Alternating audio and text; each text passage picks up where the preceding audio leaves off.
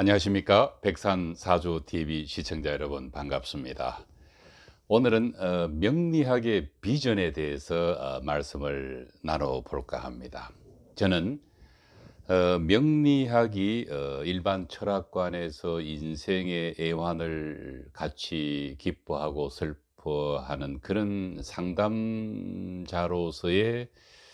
그 역할도 매우 중요하지만은 앞으로 명리학이 현대 명리학에서 어떻게 더 심층 발전되어 가야 하는가에 대해서 10가지로 한번 그 생각을 모아 보았습니다. 그 첫 번째는 명리학을 심리 상담 전문가라는 명칭으로 바꿔야 할 필요가 있다고 생각합니다. 명리학은 마음의 변화를 읽어서 그 사람의 행동 거지, 즉 생각이 마음과 행동으로 이어져서 스스로 길흉 화복을 만들어 나가는 과정을 지켜보는 일련의 과정입니다. 그래서 명리학은 곧 다른 말로 말한다면은 길흉 화복의 원인이 되는 마음을 미리 읽어서 좋은 것은 더 좋게, 나쁜 것은 미리 예방하고자 하는데 가치가 있는 학문이라고 생각하기 때문에 그렇습니다. 그래서 인생사를 살아가는 가운데 우리가 당면한 어떤 문제의 분석, 그리고 인생의 미래의 중장기적인 설계, 그리고 나는 누구인가, 나는 무엇을 하면서 살아가는 것이 가장 가치 있는 삶이 될 것인가 등등을 판단하게 해주는 자기 성찰의 문제, 그리고는 말씀드렸듯이 내가 좋은 운을 불러오는 이유는 근원적으로 사주에 어디에서 기인하는 것이며, 내가 어떤 화를 불러왔을 때는 반드시 그 원인이 나 안에 있다는 것을 찾아내어서 그 문제점을 미리 가르쳐 주어서 운을 극복할 수 있도록 도와준다는 의미의 명리학은 곧 심리 상담 전문가라고 부르는 것이 옳다고 봅니다. 두 번째는 이 명리학이 성직자, 선임이나 신부님이나 경우에 따라서는 목사님도 좋다고 생각합니다.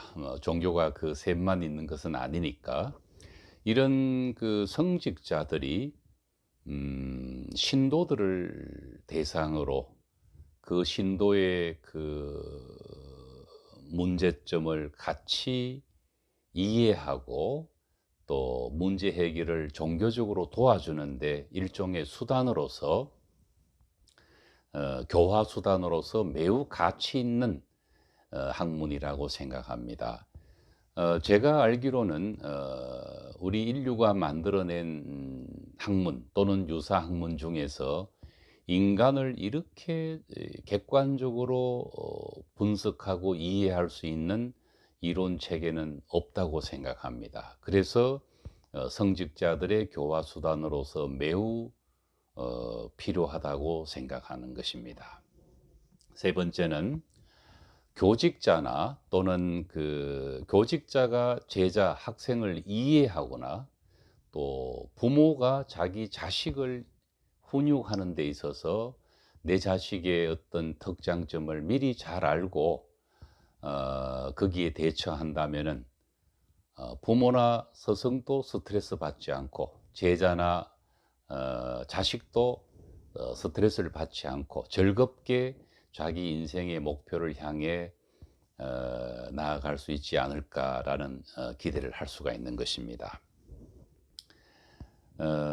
말하자면은 인성교육을 비롯해서 적성진로, 직업, 학과를 판단하는데 명리학은 매우 명쾌한 답을 얻을 수가 있는 학문이기 때문에 그렇습니다. 그 다음 네 번째는 전문직 종사자에 해당되는 한의사나 또는 양 이 중에 정신과 의사가 만약에 명리학적인 지식을 겸비한다면은 음 굉장한 그런 치료에 도움이 될 것이라고 확신합니다. 다만 모든 사람이 그렇지는 않겠지만은 명리학을 아직까지 오해하고 있는 분들이 적지 않아서 이 문제는 극복이 되어야 할 것이라고 생각합니다. 특히 한의사들은 좀 더 다른 시각으로 지금까지의 어떤 다른 시각으로 명리학을 바라본다면은 예를 들면은 한방에서 한방 정신과의 명리학도 충분히 접목이 가능한 것이라고 생각합니다. 양방인 정신과도 마찬가지입니다. 그래서 정신 및 육체와 관련된 건강의 예방의학 차원 또는 적극적인 치료의 수단으로서 명리학은 매우 가치 있는 학문이라고 생각하는 것입니다. 그 다음은 5번째입니다. 상담에서 가장 많은 빈도를 차지하는 것이 뭐 사업이나 또는 궁합이나 등등이 있지만은 사실은 부부 문제나 가족 문제가 적지 않습니다. 그래서 부부 문제와 인간관계, 대인관계를 다루는 그런 전문 클리닉으로서의 명리학은 문제 해결과 문제 분석과 문제 해결에 매우 탁월한 이론 체계로 활용할 수가 있을 것으로 보입니다. 그 다음은 6번째입니다. CEO, 즉 기업의 최고 경영자가 자기의 운이나 개인 사업이든 법인이든 마찬가지입니다. 그 경영과 투자의 판단을 하는데 참고하고 또 적재적소에 필요로 한 인재를 어디에 쓸 것인가를 도움을 받을 수 있는데 매우 필요한 것이 명리학적인 판단이라고 생각합니다. 예를 들어서 영업에 아주 재능이 있는 사람을 내부 근무를 시킨다든지 아니면 아주 꼼꼼하게 그 사무실 근무를 해야 될 사람을 영업으로 내몬다면은 회사로서도 큰 손실이 아닐 수가 없는 것이기 때문에 그렇습니다. 그 다음은 7번째입니다. 위험한 직업을 가지고 있는 예를 들면 소방관이나 또 뭐 지극히 위험에 노출되어 있는 직업을 가진 분들이 있다면은 가능하면은 대운과 연운인가 원룬이 일직선상에서 흉운을 몰고 올 때 그 사람을 위험한 현장에 내모는 우를 범해서는 안 될 것입니다. 그런 차원에서 위험 회피라고 표현을 해볼 수가 있습니다. 그것을 미리 알므로 인해서 그 사람의 안전을 보장받을 수 있다는 것입니다. 매우 생명을 구할 수 있는 문제이기 때문에 매우 중요한 부분이라고 생각합니다. 그 다음은 8번째입니다. 명상이나 이 명상과 관련된 어떤 힐링, 치유를 하는 그런 명상 전문가가 있다면은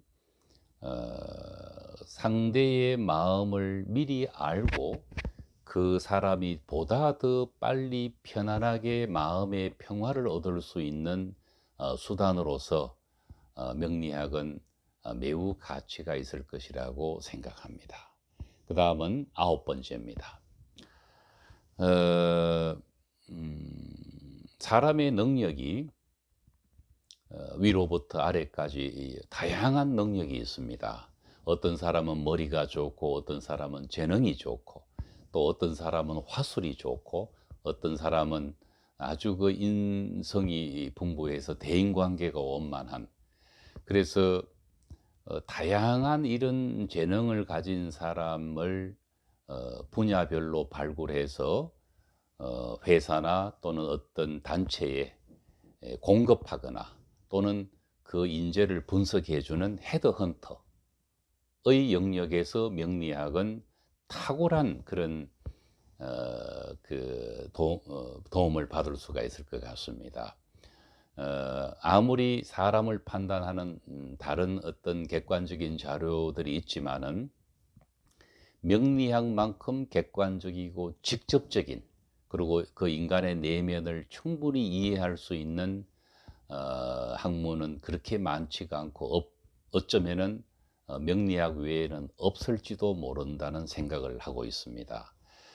서양 상담 심리학에서도 인간을 이해할 수 있는 다양한 프로그램이 있지만은 인간 개인을 명리학에서 분석되는 만큼 철저하게 이해한다는 것은 쉽지가 않을 것이기 때문에 그렇습니다. 이 마지막으로 말씀드린 상담 심리 전공자, 상담 심리 전공자들은 최근 20여 년 동안 많은 인재들이 배출되어 있습니다.